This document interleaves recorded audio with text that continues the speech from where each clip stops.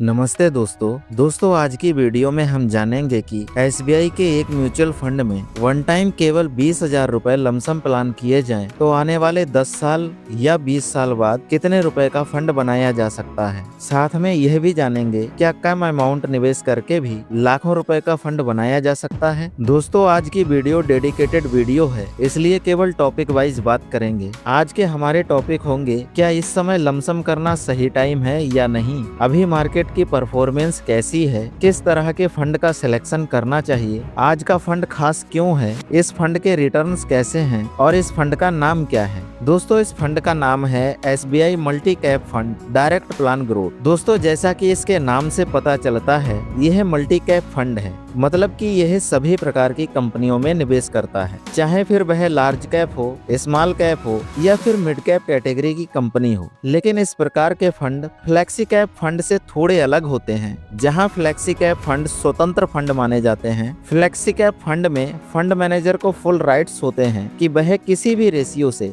इन 3 प्रकार की कंपनियों में निवेश कर सकते हैं। लेकिन मल्टी कैप फंड में एज पर सेबी गाइडलाइन के अनुसार कुछ रिस्ट्रिक्शन होती हैं। इन्हें 75% पैसा इक्विटी में निवेश करना होता है, जिसमें शामिल कंपनियां किसी भी कैटेगरी की हो सकती हैं। आइए दोस्तों एक नजर इस फंड की पास्ट परफॉर्मेंस पर डालते हैं। दोस्तों इस फंड ने पिछले 1 साल में 8.11% का रिटर्न दिया है और पिछले 3 साल में 16.57% का रिटर्न दिया है। दोस्तों इसका 5 साल का रिटर्न इसलिए नहीं है क्योंकि यह फंड 8 मार्च 2022 को लॉन्च किया गया था और ऑल टाइम इसका रिटर्न 13.28% का रहा है। दोस्तों इसी रिटर्न्स को बेस मानकर आगे कैलकुलेट करेंगे, लेकिन ध्यान रखना यह कोई निवेश की सलाह नहीं है, यह वीडियो केवल एजुकेशनल पर्पज के लिए बनाया जा रहा है। दोस्तों आज के समय में इसका फंड साइज 22,975 करोड़ रुपए है। दोस्तों फंड साइज का बड़ा होना इन्वेस्टर्स के भरोसे को दिखाता है और यह फंड 5 स्टार रेटिंग में आता है।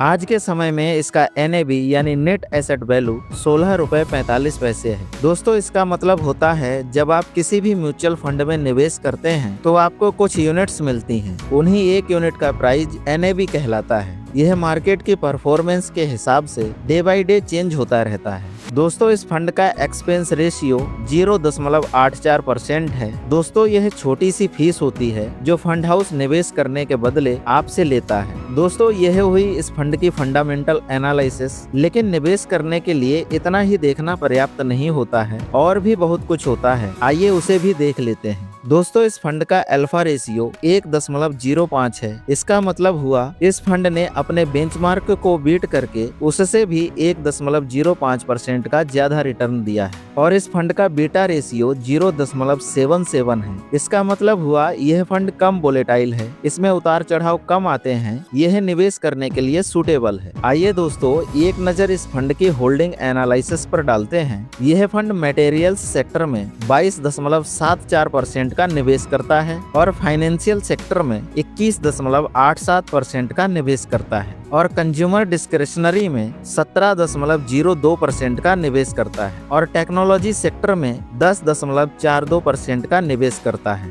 और हेल्थ केयर सेक्टर में 8.72% का निवेश करता है। बाकी आप नीचे देख सकते हो और किन किन सेक्टर में निवेश करता है। दोस्तों यह फंड इन सेक्टर से संबंधित लगभग 62 कंपनियों में निवेश करता है। आइए यहाँ पर कुछ कंपनियों के नाम देख लेते हैं, जैसे Kotak Mahindra bank limited, HDFC bank limited, Hindalco industries limited, Adani power limited आदि। दोस्तों यह कंपनियां इस फंड की टॉप होल्डिंग्स हैं। दोस्तों आइए देखते हैं आप इस फंड में निवेश कैसे कर सकते हैं। दोस्तों निवेश 2 माध्यम से किया जा सकता है। पहला SIP के माध्यम से मिनिमम 500 रुपए से शुरू कर सकते हैं। दूसरा लमसम के माध्यम से मिनिमम 5,000 रुपए से शुरू कर सकते हैं। मैक्सिमम की कोई लिमिट नहीं है, आप जितना चाहें उतना पैसा निवेश कर सकते हैं। निवेश करने के लिए आपको कोई भी डीमैट अकाउंट की जरूरत नहीं पड़ती है। आप निवेश के लिए SBI योनो ऐप या फिर किसी भी थर्ड पार्टी ऐप जैसे पेटीएम, ग्रो, एंजल वन का इस्तेमाल कर सकते हैं। दोस्तों एक नज़र टैक्स पर भी डालते हैं। अगर आप इस फंड में निवेश करते हैं तो आपको टैक्स कितना देना पड़ेगा। पहला टैक्स है STCG यानी short term capital gain tax, जो आपके 1 साल से पहले विड्रॉल पर लगता है। यह आपके कुल लाभ का 20% होता है। और दूसरा टैक्स है LTCG यानी long term capital gain tax. यह टैक्स 1 साल बाद आप कभी भी अपने पैसों को निकालते हो तब लगता है। यह आपके कुल लाभ का 12.5% होता है। दोस्तों अगर आपका कुल लाभ 1 साल में 1,25,000 से ऊपर होता है तब आपको ये टैक्स देना होते हैं। दोस्तों आइए अब चलते हैं कैलकुलेटर की तरफ। यहाँ देखते हैं अगर आप इस फंड में एक बार 20,000 रुपए लमसम प्लान करते हैं तो आने वाले समय में कितने रुपए का फंड बना सकते हैं।